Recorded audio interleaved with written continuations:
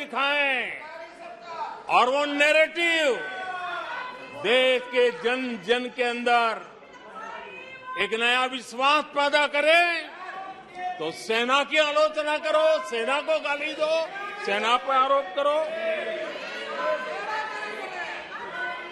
कभी आर्थिक देश की प्रगति की खबरें आए, आर्थिक प्रगति की चर्चा हो, विश्व के सारे संस्थान भारत के आर्थिक गौरवगान करे, तो यहां से निकलो, आरबीआई को गाली दो, भारत के आर्थिक संस्थानों को गाली दो। आदरणीय अध्यक्ष जी, हमने 9 साल देखा है माननीय कंस्ट्रक्टिव क्रिटिसिज्म की जगह माननीय आप सदन के नेता हैं, आप माननीय सदस्यों को समझा दें। लोकतंत्र के लिए जिसकी ये आवश्यकता है, संसदीय परंपरा के अनुरूप नहीं है कि बैठे बैठे बोलें। नो, गलत, नो, नो, आपने भी बोला है, गलत तरीका है ये। नो, बैठ जाइए, गलत तरीका है। ना, जब सदन के नेता बोल रहे हैं तो आपको मर्यादा से सुनना चाहिए। प्लीज बैठिए। माननीय प्रधानमंत्री जी। माननीय अध्यक्ष जी, पिछले 9 साल हमने देखा है कुछ लोगों की बैंक्रप्सी को देखा है कि कंस्ट्रक्टिव क्रिटिसिज्म की जगह कंपल्सिव क्रिटिक्स ने ले ली है, और ये कंपल्सिव क्रिटिक्स इसी में डूबे हुए हैं, खोए हुए हैं। माननीय अध्यक्ष जी, सदन में भ्रष्टाचार की जांच करने वाली एजेंसियों के बारे में बहुत कुछ कहा गया, और मैंने देखा कि बहुत सारे विपक्ष के लोग इस विषय में सुर मिला रहे थे। मिले मेरा तेरा सुर। आदरणीय अध्यक्ष जी, मुझे लगता था देश की जनता देश के चुनाव के नतीजे ऐसे लोगों को जरूर एक मंच पर लाएंगे, लेकिन वो तो हुआ नहीं। लेकिन इन लोगों ने ईडी का धन्यवाद करना चाहिए कि ईडी के कारण ये लोग एक मंच पे आए हैं। ईडी ने इन लोगों को एक मंच पर ला दिया है।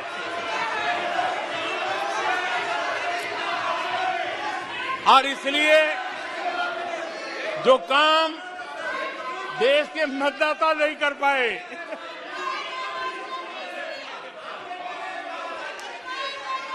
आदरणीय अध्यक्ष जी, मैं कई बार सुन रहा हूं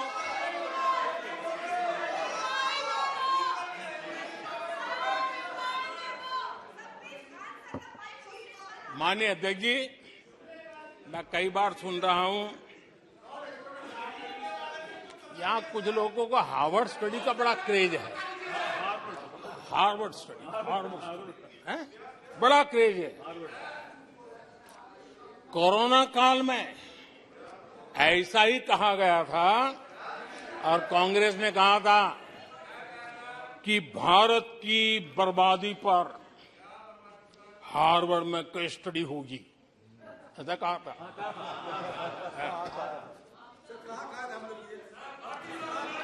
और कल फिर सदन में हार्वर्ड यूनिवर्सिटी में स्टडी की बात कल फिर हुई। लेकिन माननीय अध्यक्ष जी, बीते वर्षों में माननीय अध्यक्ष जी, बीते वर्षों में हार्वर्ड में एक बहुत बढ़िया स्टडी हुई है, बहुत इंपॉर्टेंट स्टडी हुई है। और उस स्टडी है, उसका टॉपिक क्या था मैं जरूर सदन को बताना चाहूंगा, और ये स्टडी हो चुकी है। स्टडी है the rise and decline of India's Congress party. ये स्टडी हो चुका है। और मुझे विश्वास है अध्यक्ष जी, मुझे विश्वास है भविष्य में कांग्रेस की बर्बादी पर सिर्फ हार्वर्ड नहीं, बड़े बड़े विश्वविद्यालयों में अध्ययन होना ही होना है और डुबाने वाले लोगों पर भी होने वाला है। आदरणीय अध्यक्ष जी, मैं ऐसे लोगों के लिए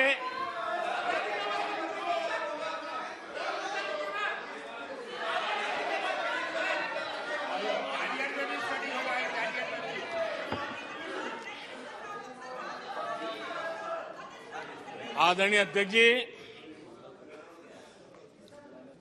इस प्रकार के लोगों के लिए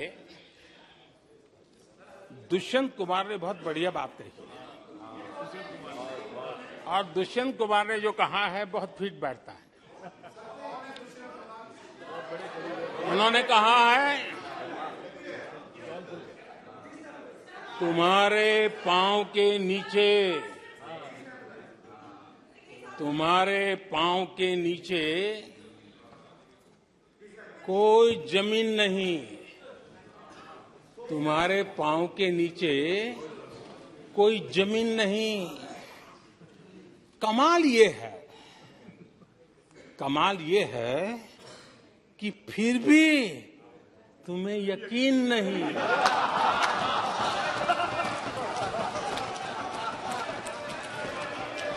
माननीय अध्यक्ष जी,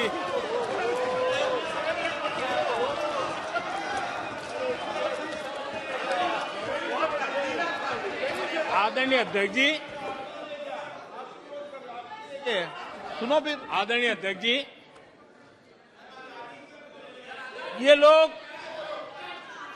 बिना सर पैर की बातें करने के आदी होने के कारण उनको ये भी याद नहीं रहता है कि वो खुद का कितना कॉन्ट्राडिक्शन कहते हैं।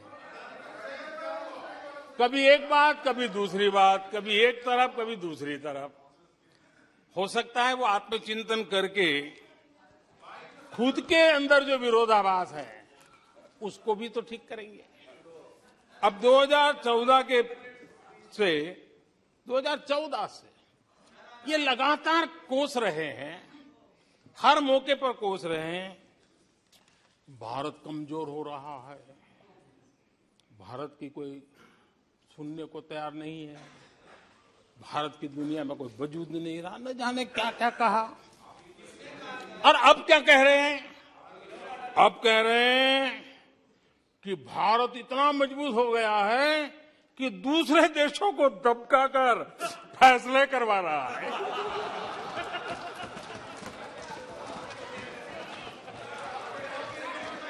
अरे पहले ये तो तय करो भाई कि भारत कमजोर हुआ है कि मजबूत हुआ है। माननीय अध्यक्ष जी,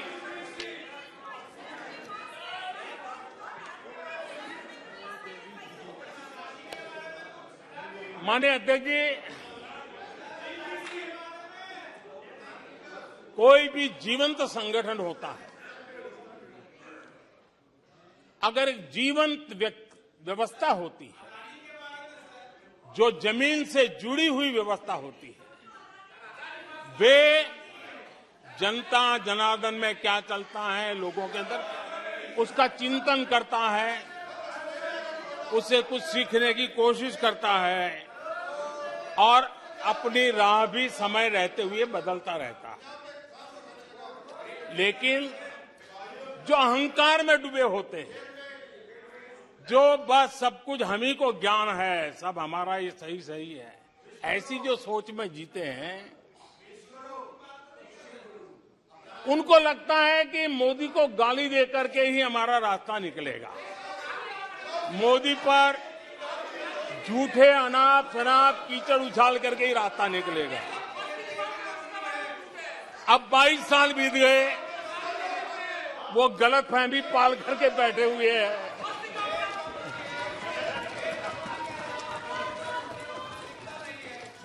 आदरणीय अध्यक्ष जी,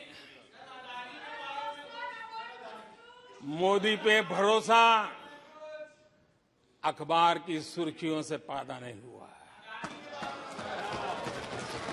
मोदी पे ये भरोसा टीवी पर चमकते चेहरों से नहीं हुआ है। जीवन खपा दिया है, पल पल खपा दी है,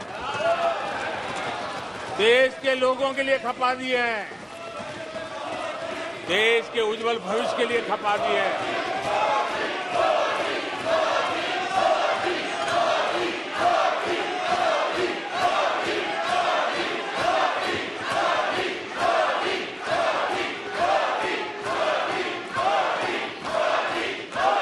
आदरणीय अध्यक्ष जी,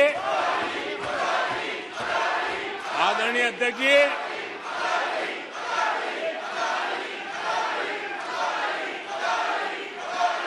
आदरणीय अध्यक्ष जी,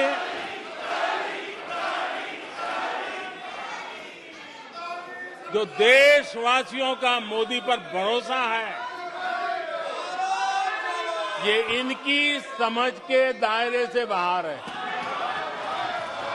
और समझ के दायरे से भी काफी ऊपर है।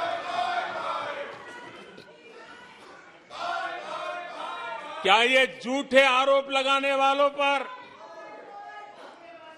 मुफ्त राशन प्राप्त करने वाले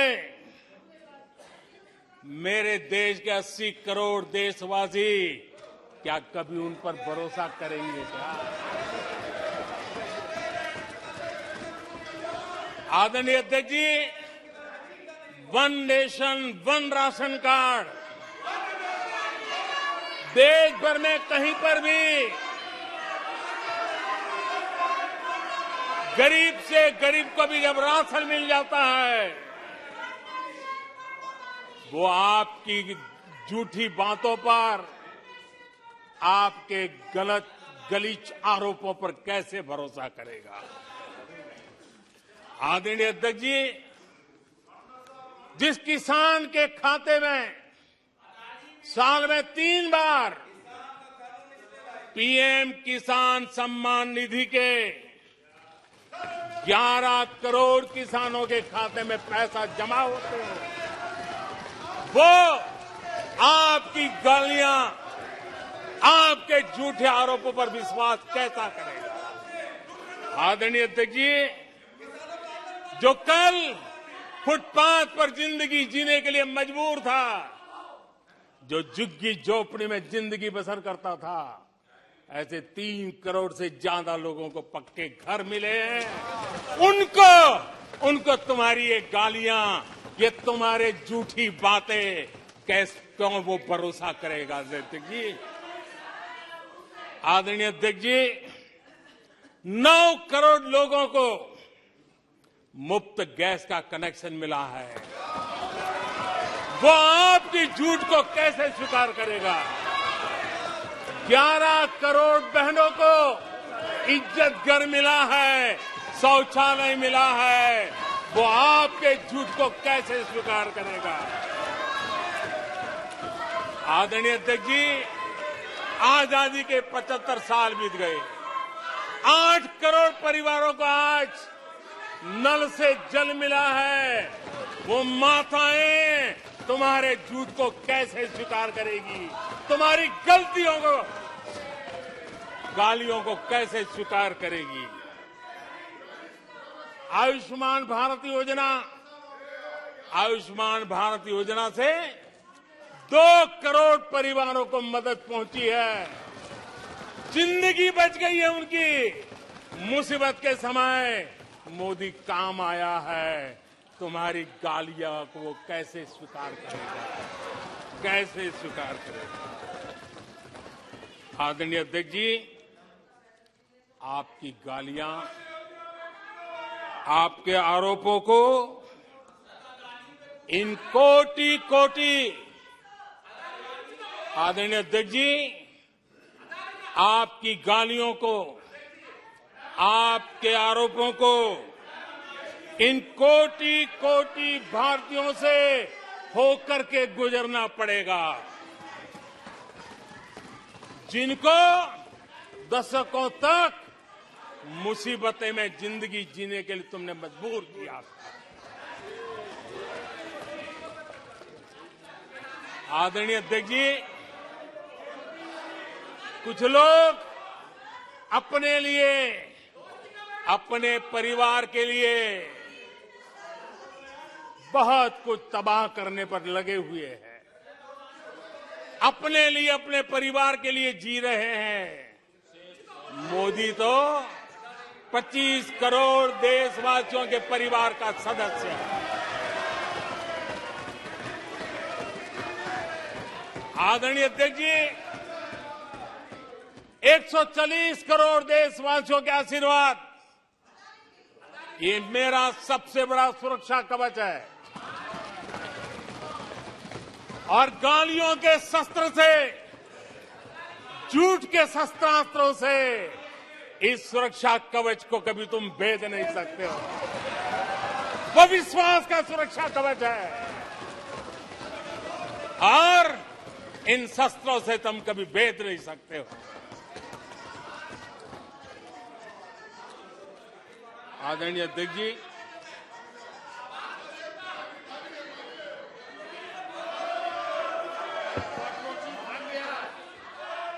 आने सदस्य प्लीज। नहीं, ये तरीका उचित नहीं है आपका, कोई तरीका उचित नहीं है। नो, इस तरीके से सदन नहीं चलेगा, मैं आपको बता देता हूं। नो, तरीका गलत है। बैठिए, बैठिए। क्या सदन है, संसद है? बैठकर टिप्पणी करते हैं। सदन के नेता बोलते हैं जब कुछ शांत रखा करो, मर्यादा रखा करो चीजों की।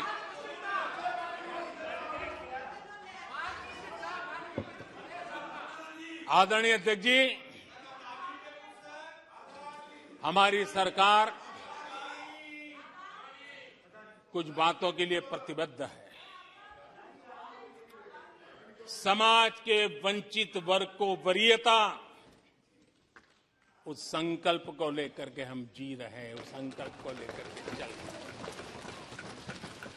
दशकों तक दलित, पिछड़े, आदिवासी जिस हालत में उनको छोड़ दिया गया था,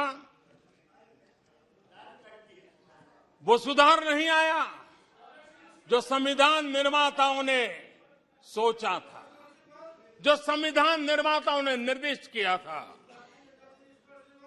2014 के बाद गरीब कल्याण योजनाओं का सर्वाधिक लाभ मेरे इन्हीं परिवारों को मिला है। दलित, पिछड़ों, आदिवासी की बस्तियों में पहली बार, मानिए थे कि पहली बार बिजली पहुंची है। मीलों तक पानी के लिए जाना पड़ता था, पहली बार नल से जल पहुंच रहा है, इन परिवारों में पहुंच रहा है। माननीय अध्यक्ष जी, अनेक परिवार, कोटि कोटि परिवार पहली बार पक्के घर में आज जा पाए हैं, वहां रह पाए हैं। आदरणीय अध्यक्ष जी, जो बस्तियां आपने छोड़ दी थी, आपके लिए चुनाव के समय ही जिसकी याद आती थी, आज सड़क हो, बिजली हो, पानी हो, इतना ही नहीं 4G कनेक्टिविटी भी वहां पहुंच रही है। आदरणीय अध्यक्ष जी, पूरा देश गौरव कर रहा है। आज एक आदिवासी राष्ट्रपति के रूप में जब देखते हैं, पूरा देश गौरवगान कर रहा है। आज देश में आदि जाति समूह के नर नारी, जिन्होंने मातृभूमि के लिए जीवन तर्पण कर दिए, आजादी के जंग का नेतृत्व किया, उनका पुण्य स्मरण आज हो रहा है और हमारे आदिवासियों का गौरव दिवस मनाया जा रहा है। और हमें गर्व है कि ऐसी महान हमारे आदिवासी परंपरा के प्रतिनिधि के रूप में एक महिला देश का नेतृत्व कर रही है, राष्ट्रपति के रूप में काम कर रही है। हमने उनका हक दिया है। आदरणीय जी,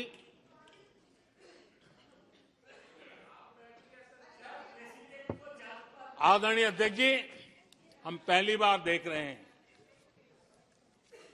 एक बात ये भी सही है, हम सबका समान अनुभव है, सिर्फ मेरा ही ऐसा है ऐसा नहीं, आपका भी है।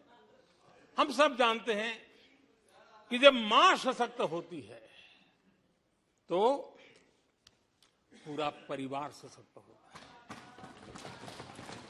जब मां सशक्त होती है तो परिवार सशक्त होता है, परिवार सशक्त होता है तो समाज सशक्त होता है, और तभी जाकर के देश सशक्त होता है।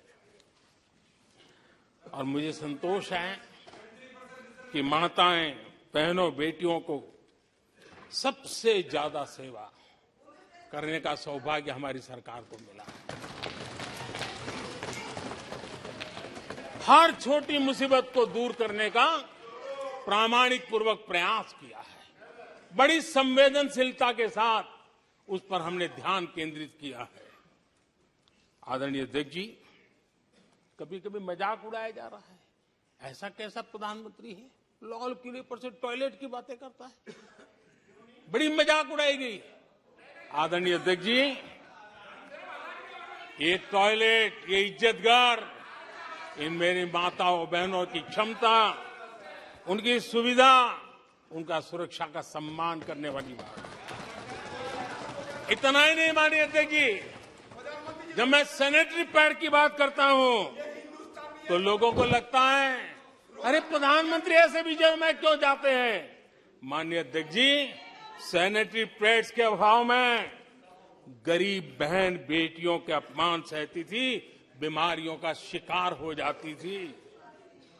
माताओं बहनों को धुएं में दिन के कई घंटे बिताने पड़ते थे, उनका जीवन धुएं फंसा रहता था, उसे मुक्ति दिलाने का काम उन गरीब माताओं बहनों को करने का सौभाग्य हमें मिला है। जिंदगी खप जाती थी, आधा समय पानी के लिए, आधा समय केरोसिन की लाइन के अंदर खपे रहते थे। आज उसे मुक्ति देने का संतोष, उन माताओं बहनों को मुक्ति देने का संतोष।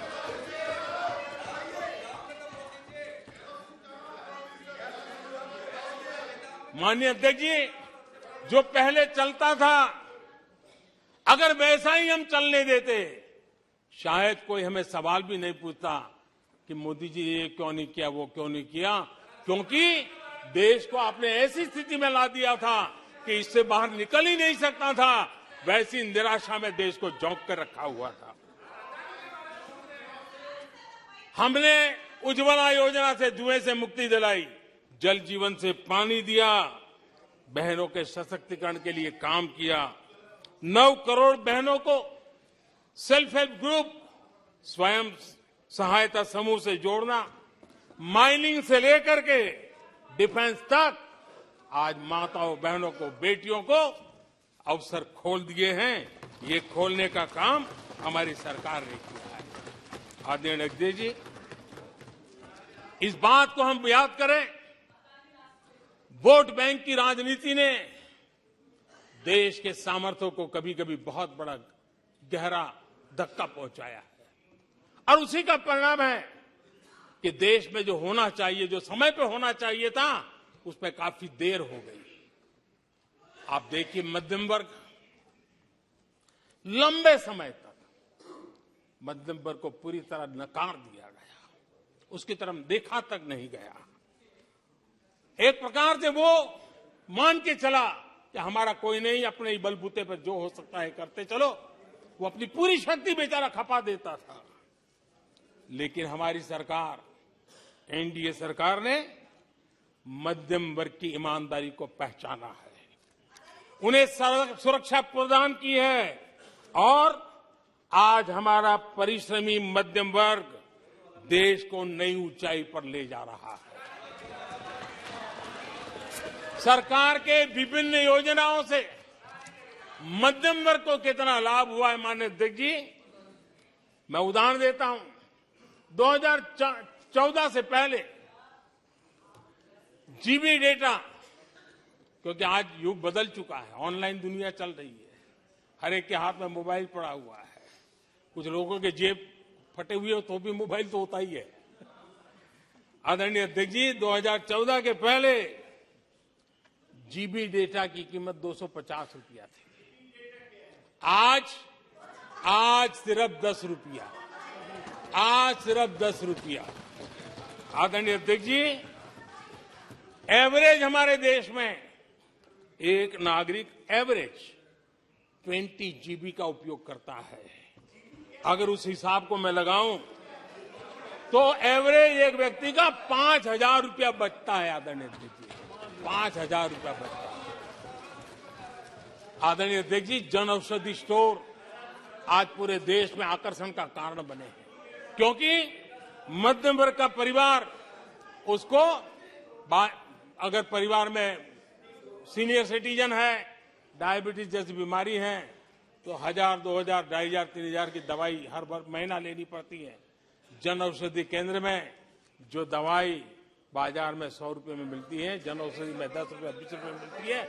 आज 20,000 करोड़ रुपया मध्यम वर्ग का जन औषधि के कारण बचा है।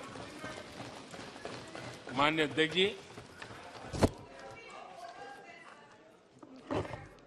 हर मध्यम वर्गीय परिवार की एक सपना रहता है खुद का घर बने, और अर्बन इलाके में होम लोन के लिए बड़ी व्यवस्था करने का काम हमने किया।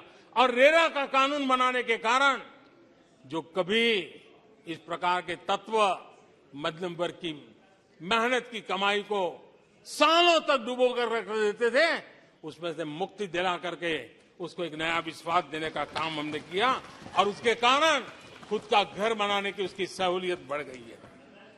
आदरणीय अध्यक्ष जी, हर मध्यम वर्गीय परिवार को अपने बच्चों के भविष्य के लिए, उसके उच्च शिक्षा के लिए उसके मन में रहता है, मंसूबा रहता है।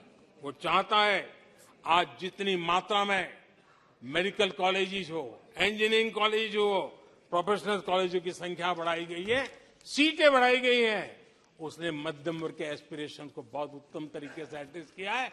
उसको विश्वास होने लगा है कि उनके बच्चों का उज्जवल भविष्य निर्धारित है।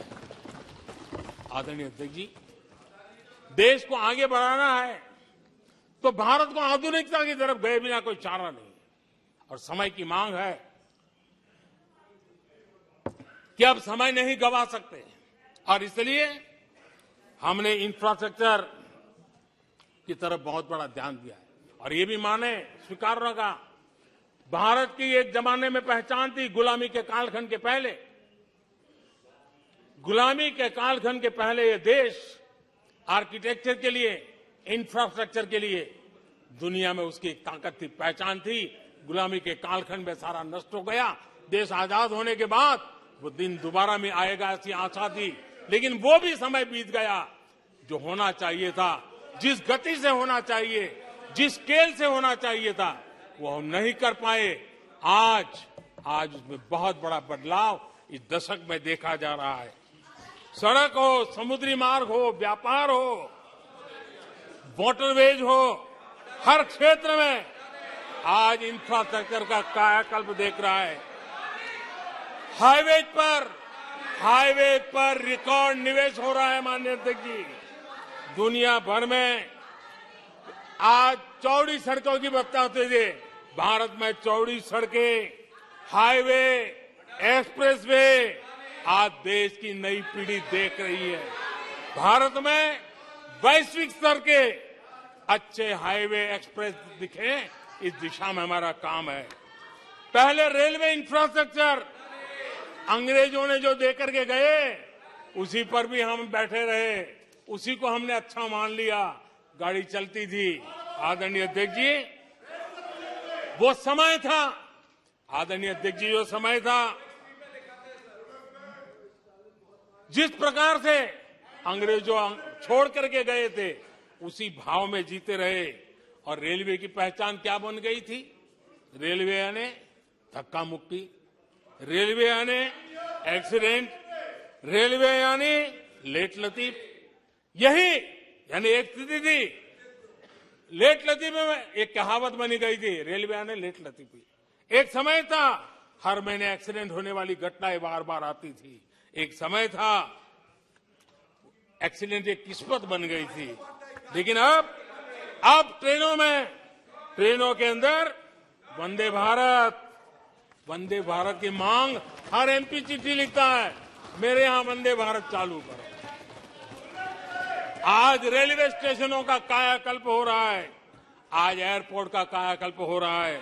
70 साल में 70 एयरपोर्ट, 70 साल में 70 एयरपोर्ट, 9 साल में 70 एयरपोर्ट। देश में वाटरवेज भी बन रहा है। आज वाटरवेज पर ट्रांसपोर्टेशन हो रहा है। आदरणीय अध्यक्ष जी, देश आधुनिकता की तरफ बढ़े, इसके लिए आधुनिक इंफ्रास्ट्रक्चर को बल देते हुए आदरणीय अध्यक्ष जी, मैंने जीवन में, सार्वजनिक जीवन में 4-5 दशक मुझे हो गए और मैं हिंदुस्तान के गांवों से गुजरा हुआ इंसान, 4-5 दशक तक उसमें से एक लंबा कालखंड परिव्राजक के रूप में बिताया है। हर स्तर के परिवारों से बैठने उठने का, बात करने का अवसर मिला है और इसलिए भारत के हर भूभाग को, समाज की हर भावना से परिचित हूं और मैं इसके आधार पर कह सकता हूं और बड़े विश्वास से कह सकता हूं कि भारत का सामान्य मानवी पॉजिटिविटी से भरा हुआ है। सकारात्मकता उसके स्वभाव का, उसके संस्कार का हिस्सा है। भारतीय समाज नेगेटिविटी को सहन कर लेता है, स्वीकार नहीं करता। ये उसकी प्रकृति नहीं।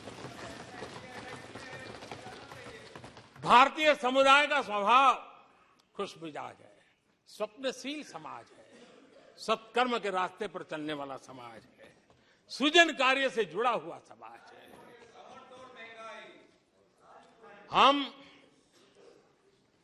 मैं आज कहना चाहूंगा, जो लोग सपने लेकर के बैठे हैं कि कभी यहां बैठते थे, फिर कभी मौका मिलेगा, ऐसे लोग जरा 50 बार सोचें, अपने तौर तरीकों पर जरा पुनर्विचार करें। लोकतंत्र में आपको भी आत्मचिंतन करने की आवश्यकता है। आधार आज डिजिटल लेन देन का सबसे बड़ा महत्वपूर्ण अंग बन गया। आपने उसको भी निराधार करके रख दिया था, अब उसके भी पीछे पड़ गए थे। उसको भी रोकने के लिए कोर्ट कचहरी तक को छोड़ा नहीं था। जीएसटी को न जाने क्या क्या कह दिया गया, पता नहीं, लेकिन आज हिंदुस्तान की अर्थव्यवस्था को और सामान्य मानवी को जीवन सुगम बनाने में जीएसटी ने एक बहुत बड़ी भूमिका अदा की। वो जमा एचएएल को कितनी गालियां दी गई, किस प्रकार से बड़े बड़े फोरम का मिसयूज किया गया। आज एशिया का सबसे बड़ा हेलीकॉप्टर बनाने वाला हब बन चुका है, जहां से तेजस हवाई जहाज सैकड़ों की संख्या में बन रहे हैं। भारतीय सेना के हजारों करोड़ रुपए का ऑर्डर आज एचएएल के पास है। भारत के अंदर आज वाइब्रेंट डिफेंस इंडस्ट्री आगे आ रही है। आज भारत डिफेंस एक्सपोर्ट करने लगा है। माननीय अध्यक्ष जी, हिंदुस्तान के हर नौजवान को गर्व होता है। निराशा में डूबे हुए लोगों से अपेक्षा नहीं है। आदरणीय अध्यक्ष जी, आप जानते हैं भली भांति, समय सिद्ध कर रहा है, जो कभी यहां बैठते थे वो वहां जाने के बाद भी फेल हुए हैं। वहां जाने के बाद भी फेल हुए और देश पास होता जा रहा है, डिस्टिंक्शन पे जा रहा है। और इसलिए समय की मांग है कि आज निराशा में डूबे हुए लोग थोड़ा स्वस्थ मन रख के आत्मचिंतन करें। आदरणीय अध्यक्ष जी, यहां जम्मू कश्मीर की भी चर्चा हुई, जम्मू कश्मीर की भी चर्चा हुई, और जो अभी अभी जम्मू कश्मीर घूम कर गए उन्होंने देखा होगा कितने आन बान शान के साथ आप जम्मू कश्मीर में जा सकते, घूम सकते, फिर सकते। आदरणीय अध्यक्ष जी, पिछली शताब्दी के उत्तरार्ध में आदरणीय अध्यक्ष जी, पिछली शताब्दी के उत्तरार्ध में मैं भी जम्मू कश्मीर में यात्रा लेके गया था और लाल चौक में तिरंगा फहराने का संकल्प लेकर के चला था। और तब आतंकवादियों ने पोस्टर लगाए थे, उस समय, और कहा था कि देखते हैं किसने अपनी मां का दूध पिया है जो लाल चौक में आके तिरंगा फहराता है। पोस्टर लगे थे। और उस दिन वो 24 जनवरी थी। मैंने जम्मू के अंदर बड़ी सभा में कहा था, अध्यक्ष जी मैं पिछली शताब्दी की बात कर रहा हूं, और तब मैंने कहा था आतंकवादी कान खोल करके सुन ले। उस दिन मैंने कहा था आतंकवादी कान खोल करके सुन ले। 26 जनवरी को ठीक 11 बजे मैं लाल चौक पहुंचूंगा, बिना सिक्योरिटी आऊंगा, बुलेट प्रूफ जैकेट के बिना आऊंगा, और फैसला लाल चौक में होगा किसने अपनी मां का दूध पिया।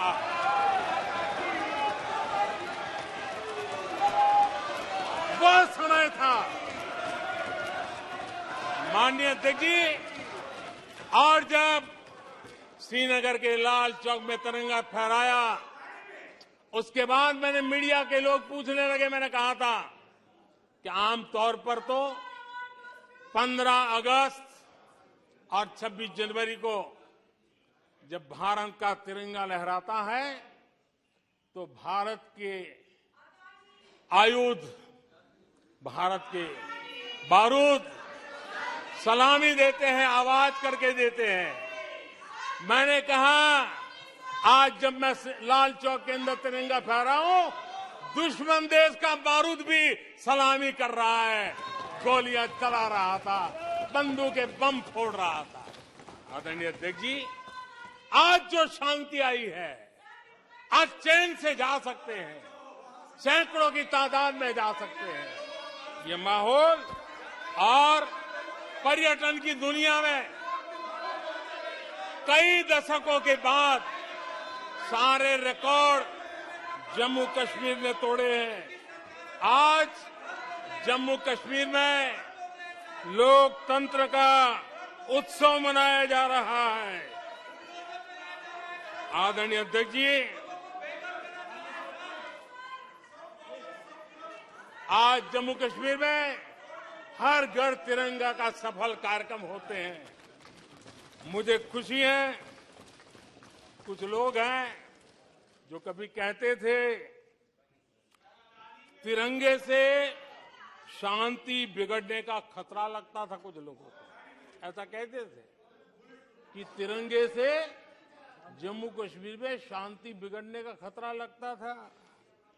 वक्त देखिए, वक्त का मजा देखिए, अब वो भी तिरंगा यात्रा में शरीक हो रहे हैं।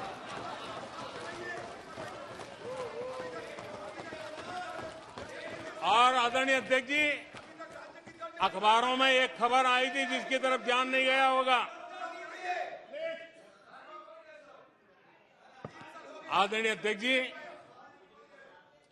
उसी समय अखबारों में एक खबर आई थी क्योंकि लोग टीवी में चमकने की कोशिश में लगे थे, लेकिन उसी समय श्रीनगर के अंदर दशकों बाद थिएटर हाउसफुल चल रहे थे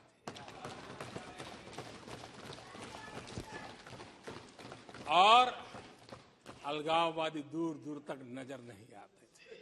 अब ये भी देश ने देखा है। आदरणीय अध्यक्ष जी, अभी हमारे साथी आकर ही हमारे माननीय सदस्य नॉर्थ ईस्ट के लिए कह रहे थे। मैं कहूंगा जरा एक बार नॉर्थ ईस्ट हो आइए। आपके जमाने का नॉर्थ ईस्ट और आज के जमाने का नॉर्थ ईस्ट देखिए। आधुनिक चौड़े हाईवे हैं, रेल की सुख सुविधा वाली सफर है। आप आराम से हवाई जहाज से जा सकते हैं।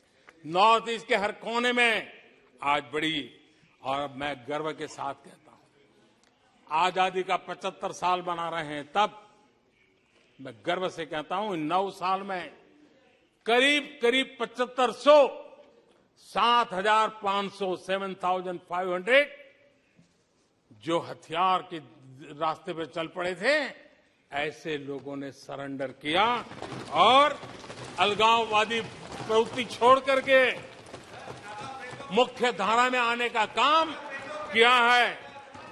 आदरणीय अध्यक्ष जी, आज त्रिपुरा में लाखों परिवारों को पक्का घर मिला है, उसकी खुशी में मुझे शरीक होने का अवसर मिला। जब मैंने त्रिपुरा में हीरा योजना की बात कही थी, तब मैंने कहा था हाईवे, हाईवे, रेलवे और एयरवे, ये हीरा का आज सफलतापूर्वक त्रिपुरा की धरती पर मजबूती नजर आ रही है।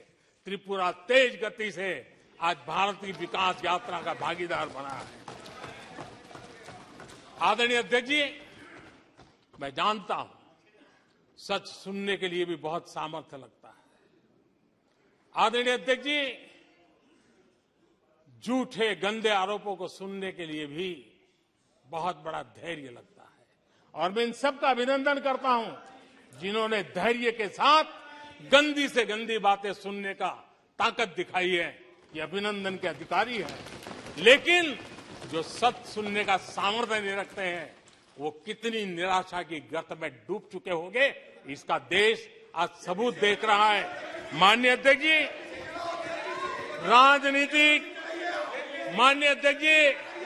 राजनीतिक मतभेद हो सकते हैं, विचारधाराओं में मतभेद हो सकते हैं, लेकिन ये देश अजरा अमर है। आओ हम चल पड़े 2047 आजादी के 100 साल मनाएंगे, एक विकसित भारत बना के रहेंगे, एक सपना लेकर के चले, एक संकल्प लेकर के चले, पूरे सामर्थ्य के साथ चले। और जो लोग बार बार गांधी के नाम पर रोटी खिलाते हैं, उनको मैं कहना चाहता हूं, एक बार गांधी को पढ़ ले, एक बार महात्मा गांधी को पढ़े। महात्मा गांधी ने कहा था, अगर आप अपने कर्तव्यों को पालन करोगे तो दूसरे के अधिकारों की रक्षा उसमें निहित है। आज कर्तव्य और अधिकार के बीच में भी लड़ाई देख रहे हैं। ऐसी नासमझी शायद देश ने पहली बार देखी होगी। और इसलिए माननीय अध्यक्ष जी, मैं फिर एक बार आदरणीय राष्ट्रपति जी को अभिनंदन करता हूं, राष्ट्रपति जी का धन्यवाद करता हूं, और देश आज यहां से एक नए उमंग, नए विश्वास, नए संकल्प के साथ चल पड़ा है। बहुत बहुत धन्यवाद। धन्यवाद। प्रस्ताव पर सदस्यों के अनेक संशोधन प्रस्तुत प्रस्ताव किए गए। सभा की सहमति हो तो